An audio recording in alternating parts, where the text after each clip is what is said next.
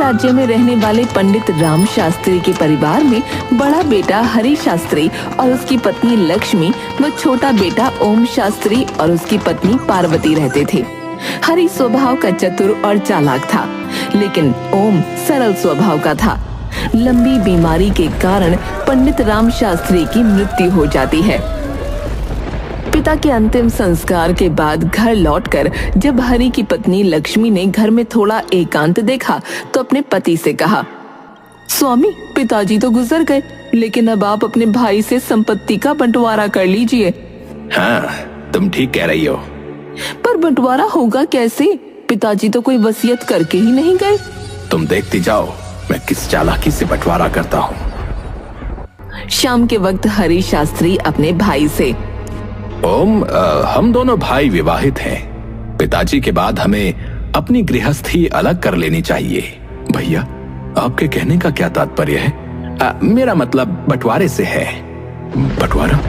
लेकिन क्यों? क्या हम दोनों भाई एक साथ नहीं रह सकते हैं? ऐसी बात नहीं है, पर मैं चाहता हूं कि तुम एक जिम्मेदारी अपने ऊपर लो और सफलतापूर्वक उसका निर्वाह करो। भैया, पिताजी के बाद आप ही मेरे बड़े हैं, इसलिए आप जो कहेंगे मैं आजीवन उसे मानूंगा। तो ठीक है। देखो, पिताजी के द्वारा छोड़ी गई संपत्ति के नाम पर हमारे पास सिर्फ मकान और थोड़ी सी पथरीली जमीन है, जिसे सही करके खेती के योग्य बनाया जा सकता है। मुझे तो काफी ज्ञान है, इसलिए पिताजी का पंडिताई का कार्य मैं संभाल लूंगा और तुम्हारे जीवन निर्वाह के लिए तुम्हें वो जमीन देता हूं। और रही इस घर की बात, तो इस घर के 2 हिस्से कर दिए जाएंगे। ठीक है भैया, जैसा आपको उचित लगे। ये सब तो हो गया। अब हम दोनों पिताजी का संदूक खोलकर देखते हैं कि उसमें कितनी धन संपत्ति रखी है। दोनों भाइयों ने जब पिता का संदूक खोला तो वो अचंभित रह गए। इसमें तो केवल 5 स्वर्ण मुद्राएं हैं। क्या पिताजी ने जीवन भर बस यही कमाया था? ओम, तुम छोटे हो, इसलिए तुम 5 में से 4 स्वर्ण मुद्राएं ले सकते हो। बाकी की 1 मुद्रा मैं ले लूंगा। ठीक है भैया। रात के समय, ये तुमने क्या किया? 5 स्वर्ण मुद्राओं में से 4 मुद्राएं अपने छोटे भाई को दे दी। ये कैसा बंटवारा है? अरे, क्या तुम मुझे मूर्ख समझती हो? जिस दिन पिताजी मरे थे, मैंने उसी दिन सबकी नजर बचाकर संदूक में रखी 80 स्वर्ण मुद्राएं निकाल ली थी। 80, और उसमें सिर्फ 5 रख दी थी। इसलिए मैंने अपने छोटे भाई के साथ न्याय करते हुए अपना बड़प्पन दिखाया और उसे 4 स्वर्ण मुद्राएं दे दी। वो भी खुश और हम भी खुश। अब मैं समझी कि मुद्राओं का बंटवारा करते समय आप इतना भाई प्रेम क्यों दिखा रहे थे। दोनों हंसने लगते हैं। देखा किस चालाकी से सीधे साधे ओम को मूर्ख बनाया है? दूसरी तरफ ओम की पत्नी पार्वती ओम से कहती है, पथरीली जमीन का हम क्या करेंगे? उस पर तो कुछ उगाया भी नहीं जा सकता। मनुष्य में यदि हिम्मत हो तो वो कुछ भी कर सकता है। अगले दिन से ही हरि ने पिता की पंडिताई का कार्य संभाल लिया। दूसरी तरफ ओम और पार्वती सवेरे घर से निकलकर दिन भर अपने हिस्से की पथरीली जमीन को ठीक करने में जुटे रहे। इस तरह कई महीने बीत गए और जमीन का कुछ हिस्सा उन्होंने ठीक करके उसमें थोड़ी साग सब्जी लगा दी। पार्वती, देखो, हमारी मेहनत कुछ तो रंग लाई है। आप सही कह रहे हैं। मुझे तो लगा था कि ये जमीन हमें कभी कुछ नहीं देगी। परंतु जमीन के उस हिस्से को खोदने में मेहनत लगाना व्यर्थ है। उसे खोदा नहीं जा सकता है। दूसरी तरफ हरि दिन भर पंडिताई करता और रात के समय मदिरा पान करता। हे भगवान, इन्हें सद्बुद्धि दे। भला कहीं किसी पंडित को मदिरा पीना शोभा देता है क्या?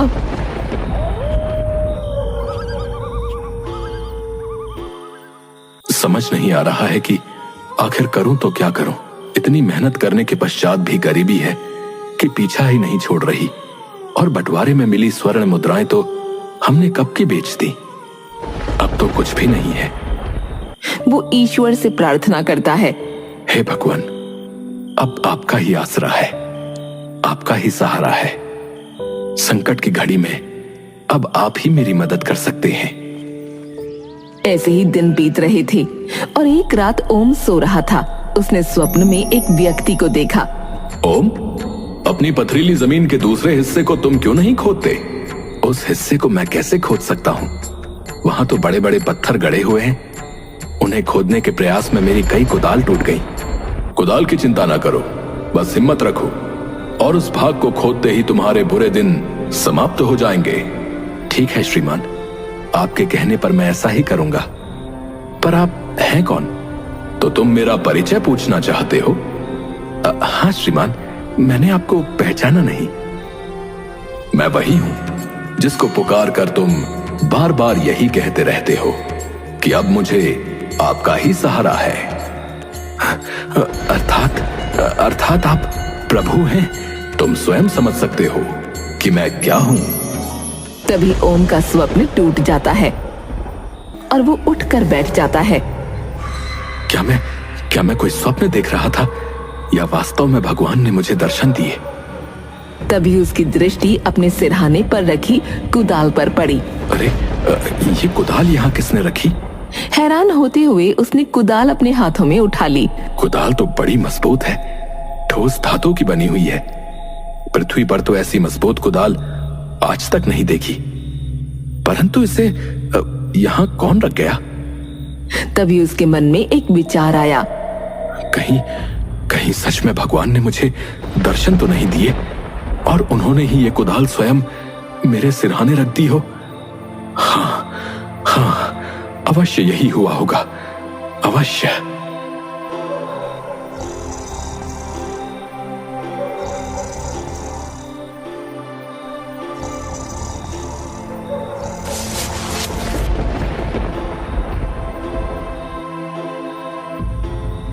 क्या बात है?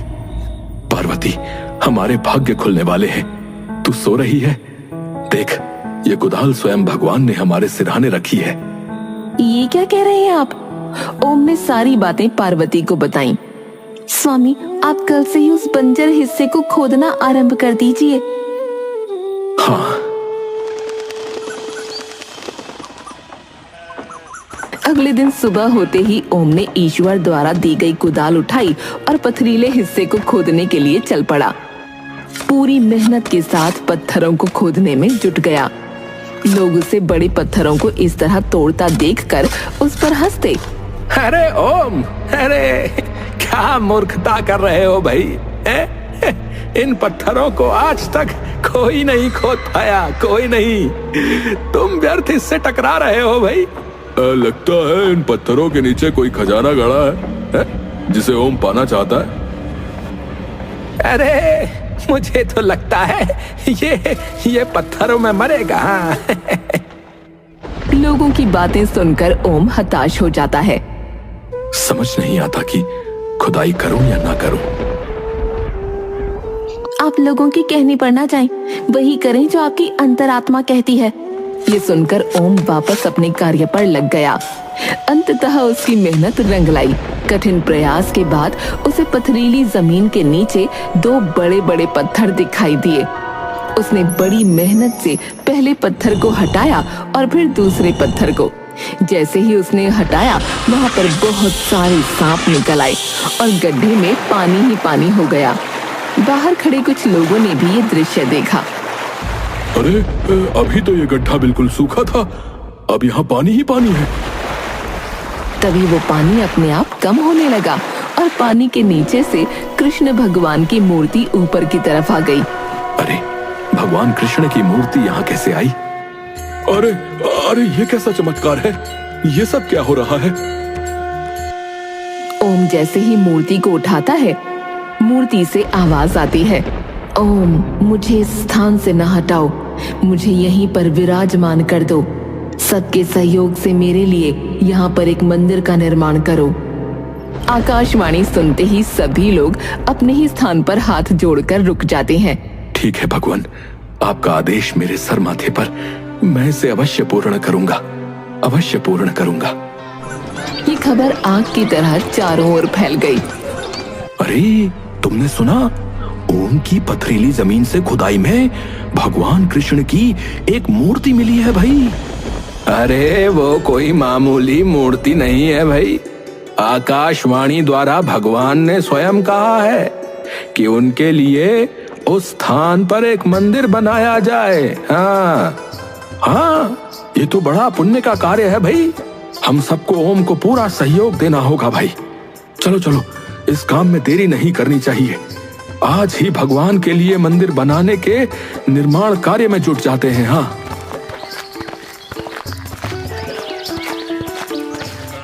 कुछ लोग ओम के पास पहुंचकर बाकी के पत्थरों की खुदाई का कार्य करने में जुट गए।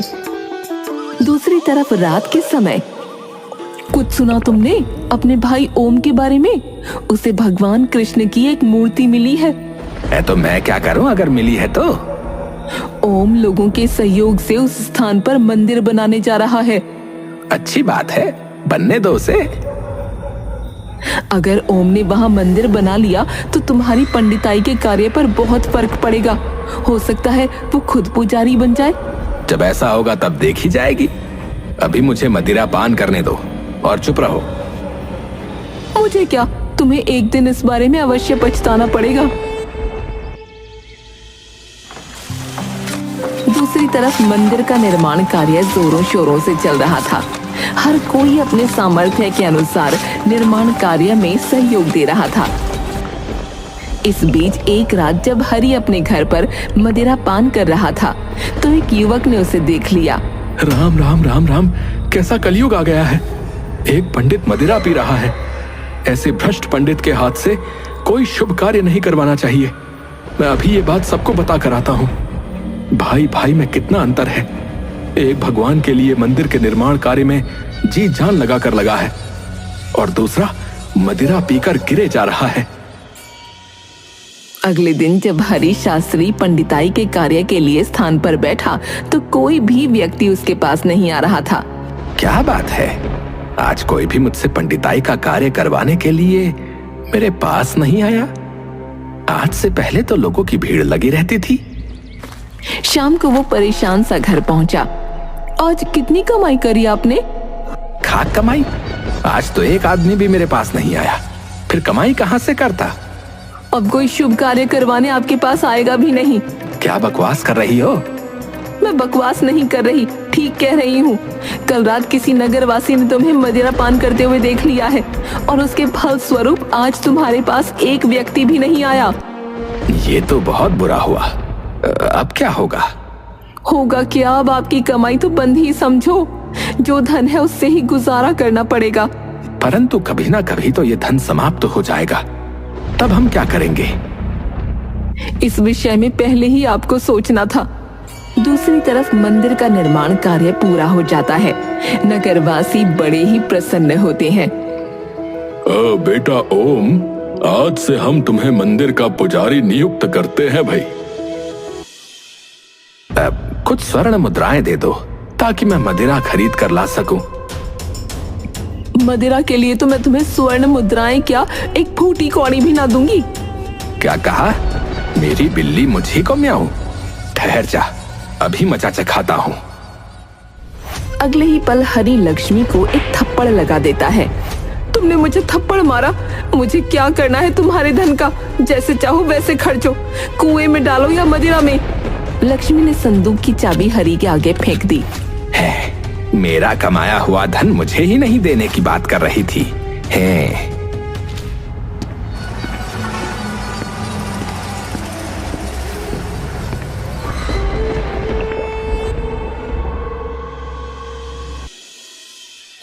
इसे संभाल कर रख दो। ये मंदिर में आने वाला आज का चढ़ावा है। स्वामी, अब हमारे दुख के दिन बीत गए हैं और सुख के दिन आ गए हैं। वरना हरि भैया और लक्ष्मी बहन ने तो हमारे साथ गलत करने में कोई कसर ना छोड़ी थी। सब भगवान की कृपा का फल है।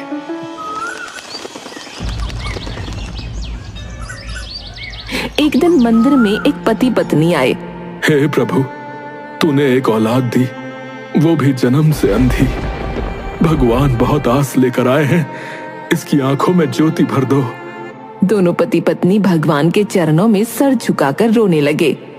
भगवान, हम पर कृपा करो प्रभु, और हमारी पुकार सुन लो। भगवान, हम पर कृपा करो और हमारी पुकार सुन लो। तभी मूर्ति से एक दिव्य ज्योति निकलती है और उस बालक की आंखों पर जाती है। अगले ही पल मुझे सब कुछ दिख रहा है, मुझे सब कुछ दिख रहा है। अद्भुत अद्भुत चमत्कार है ये तो। भगवान ने पुकार सुन ली भाई। अब तो मंदिर में जो कोई भी सच्चे हृदय से इच्छा लेकर आता, तुरंत ही उसकी इच्छा पूर्ण हो जाती थी। दूर दूर तक इस बात की चर्चा होने लगी। मैं तो सारा दिन मंदिर में व्यस्त रहता हूँ। क्या तुम्हें बड़े भैया के बारे में कुछ हालचाल मालूम है? वो कैसे हैं? वो आजकल बड़ी मुसीबत में है। उनकी पंडिताई का कार्य बिल्कुल ठप हो गया है। ये तो अच्छा नहीं हुआ। सुना है घर में रखी जमा पूंजी से वो आजकल अपना खर्च निकाल रहे हैं। इस संकट की घड़ी में हमें भैया की सहायता करनी चाहिए। आप ठीक कह रहे हैं स्वामी। आज भैया के यहाँ चल उनसे मिलकर आते हैं। दोनों घर से निकल पड़ते हैं। दूसरी तरफ लोग हरि को उठाकर उसके घर ले जा रहे होते हैं। तभी ओम और पार्वती वहां पहुंचते हैं। अरे क्या हुआ इन्हें? अरे होगा क्या भाई, मदिरा के नशे में चूर होकर सड़क पर पड़ा हुआ था और एक टांगे वाले ने इसे टक्कर मार दी। इसकी मृत्यु हो चुकी है, जीवित नहीं है अब ये व्यक्ति। ओम दुखी मन से अपने भाई केशव को घर ले जाता है। स्वामी, ये आपको क्या हो गया? दीदी रोइए नहीं, कुदरत को शायद ऐसा ही मंजूर था। भाभी हिम्मत से काम लीजिए। भैया चले गए हैं तो क्या, हम तो तुम्हारे साथ हैं। अंतिम संस्कार के पश्चात ओम लक्ष्मी से, भाभी आज से आप हमारे साथ हमारे घर पर रहेंगी। मैंने और तुम्हारे भाई ने तुम्हारे साथ घोर अन्याय किया था, मुझे क्षमा कर दो। भाभी, बीती बातों को भूल जाओ, भलाई इसी में है। ओम और पार्वती आदर सहित लक्ष्मी को अपने घर ले आते हैं।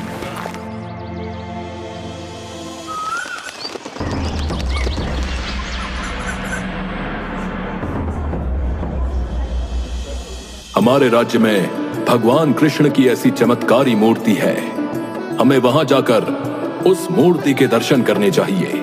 अवश्य महाराज, मैं इसका प्रबंध कर देता हूँ। दूसरे दिन राजा बलदेव दर्शन के लिए निकल पड़ते हैं। जैसे ही उनका रथ महल के मुख्य द्वार से बाहर निकलता है, अचानक रथ के पहिए रथ से अलग हो जाते हैं और महाराज को महल वापस लौटना पड़ता है। आज दर्शन ना किए तो ना सही, कल जाकर दर्शन अवश्य करेंगे। अगले दिन महाराज फिर से दर्शन के लिए महल से निकलते हैं, पर बाहर आते ही अरे, लगता है बहुत भयंकर आंधी तूफान आने वाला है। और शीघ्र ही चारों ओर काली घटाएं छा जाती हैं और तेज आंधी तूफान के साथ भारी वर्षा होने लगती है। उसी रात महाराज महारानी से, न जाने क्यों बार बार मंदिर जाने में इस प्रकार की बाधा आ रही है। क्या इस बात में कोई रहस्य है? इस विषय में विचार करते करते उन्हें नींद आ जाती है और नींद में महाराज को दिखता है कि एक दिव्य पुरुष उनके समक्ष खड़ा है और उनसे कह रहा है, बलदेव, तुम जिस मूर्ति के दर्शन की इच्छा कर रहे हो, उसके दर्शन का अधिकार केवल आम जनता को है। तुम चाहकर भी उसके दर्शन नहीं कर पाओगे और जितना जल्द हो सके इस विचार को त्याग दो, अन्यथा संकट में पड़ जाओगे। तभी महाराज की नींद खुल जाती है। ये मैंने कैसा स्वप्न देखा? अगले दिन होते ही बलदेव अपने गुरु महर्षि मतंग के पास पहुंच जाता है। अचानक कैसे आना हुआ बलदेव? गुरुदेव, आज मैं आपसे एक स्वप्न के विषय में कुछ जानकारी प्राप्त करने आया हूँ। बलदेव स्वप्न के बारे में सब कुछ गुरुदेव को बताता है। गुरुदेव, मैं ये जानना चाहता हूँ कि मैं उस मूर्ति के दर्शन क्यों नहीं कर सकता? भगवान ने मेरे स्वप्न में आकर मुझे इस बात की चेतावनी क्यों दी है? महर्षि मतंग ध्यान से बलदेव की बात सुनते हैं और ध्यान में लिप्त हो जाते हैं। कुछ देर बाद जब उनका ध्यान खत्म होता है बलदेव, जो मूर्ति खुदाई में मिली है उसे 500 वर्ष पूर्व तुमने स्वयं अपने हाथों से उस स्थान पर फेंका था। ये आप क्या कह रहे हैं गुरुदेव? हाँ बलदेव, सच्चाई यही है। आज से 500 वर्ष पूर्व मुंगेर राज्य के स्थान पर रत्नागिरी नाम का राज्य था। रत्नागिरी राज्य पर राजा चतुर्भुज का राज्य था। वो पक्का नास्तिक था। दुर्भाग्यवश जिस राजकुमारी रूपाली के साथ उसका विवाह हुआ वो मीरा की भांति कृष्ण की दीवानी थी। विदाई के समय वो अपने साथ भगवान कृष्ण की प्रतिमा हाथ में लेकर आ रही थी। तब उसके पिता राजा शीतल सेन ने कहा, बेटी रूपाली, राजा चतुर्भुज भगवान के नाम से भी चिढ़ता है। तुम ससुराल पहुंचकर कृष्ण भगवान की पूजा कैसे कर पाओगी? पिताजी महाराज, आप चिंता न कीजिए, मैं इसका कोई न कोई उपाय खोज ही निकालूंगी। रत्नागिरी पहुंचने के कुछ दिनों के पश्चात रानी रूपाली ने रत्नागिरी के प्रधानमंत्री श्यामल को अपनी योजना का हिस्सेदार बना लिया। रानी रूपाली प्रधानमंत्री से, राज्य की सीमा के बाहर एक मंदिर बनाया जाए, मैं उस मंदिर में कृष्ण भगवान की मूर्ति की प्राण प्रतिष्ठा करवाऊंगी। जी महारानी जी। ध्यान रहे महाराज को इस बात की भनक भी न लगे। महारानी जी, मैं भला महाराज को यह बात क्यों बताऊंगा? बल्कि मुझे तो इस बात की प्रसन्नता है कि राज्य में किसी ने तो भगवान का नाम लेने की हिम्मत की है। कुछ ही दिनों में प्रधानमंत्री के आदेश पर राज्य की सीमा के बाहर एक मंदिर बनकर तैयार हो गया।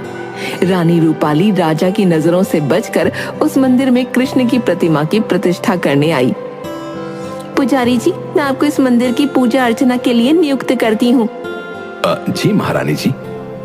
अब रानी प्रत्येक रात्रि को राजा चतुर्भुज के गहरी नींद में सो जाने के बाद रथ पर बैठकर कृष्ण भगवान की पूजा हेतु सीमा पर स्थित मंदिर की ओर चल देती थी। मंदिर जाकर वो पूर्ण भक्ति भाव से कृष्ण भगवान की पूजा आराधना करती। एक दिन अर्धरात्रि के पश्चात अचानक राजा चतुर्भुज की आंख खुली तो उन्होंने रानी रूपाली को वहां न पाया और बहुत खोजने पर भी रानी उन्हें महल में नहीं मिली। तब अगली रात्रि वो रानी रूपाली का पीछा करते हुए सीमा पर स्थित मंदिर में जा पहुंचा।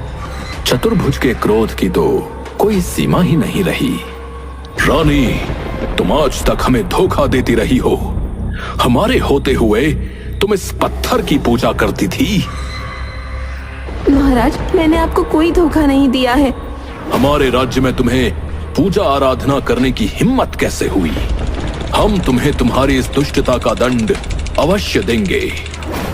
ये कहकर चतुर्भुज ने तलवार निकाली और उस पंडित को मार दिया। महाराज, ये आपने क्या अनर्थ कर दिया? मैं इस पत्थर की मूर्ति को अब यहाँ नहीं रहने दूंगा। महाराज रुक जाइए और अनर्थ न करें। चतुर्भुज ने मूर्ति को उसके स्थान से उठाया और धरती पर फेंक दिया, परंतु जरा सी पत्थर की मूर्ति पृथ्वी पर गिरने से एक विशाल गड्ढा हो गया। महाराज, आपने मेरे भगवान का इतना अपमान किया है, अब मैं जीवित नहीं रह सकती। ये कहते हुए वो उस गड्ढे में कूद गई। महारानी रूपाली, ये क्या किया आपने? ये क्या किया? तभी रत्नागिरी राज्य में मानो प्रलय सी आ गई हो। सारी सृष्टि उलट पुलट हो रही थी। पूरा राज्य पल भर में तहस नहस हो गया और चतुर्भुज मंदिर में ही दबकर मर गया। बलबीर, ओम को जिस स्थान पर कृष्ण की मूर्ति मिली 500 वर्ष पूर्व उसी स्थान पर वो मंदिर था जिसे रानी रूपाली ने बनवाया था। रानी रूपाली की आत्मा ने 500 वर्षों तक भटकने के बाद अब ओम के रूप में जन्म लिया है और राजा चतुर्भुज ने तुम्हारे रूप में। आप ये क्या कह रहे हैं गुरुदेव? बलदेव, 500 वर्ष पूर्व तुमने उस मूर्ति का घोर अपमान किया था, इसलिए भगवान नहीं चाहते कि इस जन्म में तुम उस मूर्ति को देख सको। गुरुदेव, राजा चतुर्भुज के रूप में मैंने जो अन्याय किया था, क्या उसका कोई प्रायश्चित नहीं है? उपाय है। तुम किसी शिल्प से भगवान कृष्ण की वैसी ही मूर्ति बनवाकर अपने महल में स्थापित करवाओ। मैं ऐसा ही करूंगा गुरुदेव।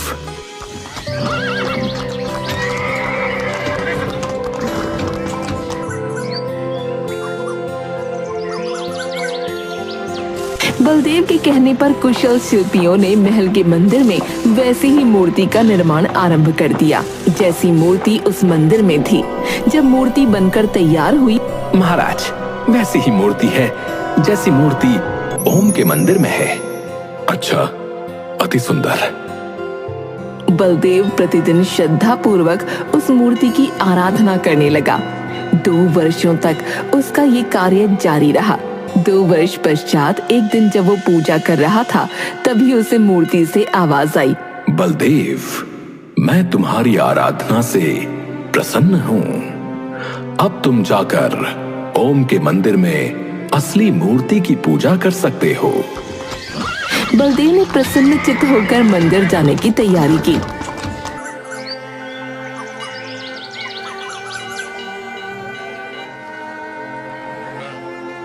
उसकी आंखों से अविरल अश्रु धारा बह रही थी।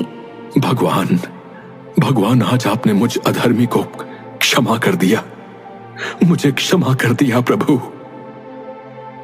तत्पश्चात महाराज ओम से, ओम, भगवान ने मुझे तो क्षमा कर दिया, अब तुम भी मुझे क्षमा कर दो। मैं तुम्हारा भी अपराधी हूं। महाराज, ये आप क्या कह रहे हैं? ओम, मैं ठीक कह रहा हूं। आज मैं तुम्हें राज पंडित घोषित कर अपने अपराध का प्रायश्चित कर रहा हूं।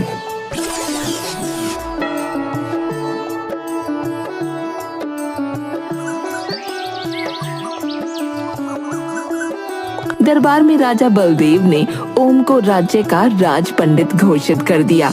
अब पूरे राज्य में ओम का और ज्यादा आदर सम्मान होने लगा।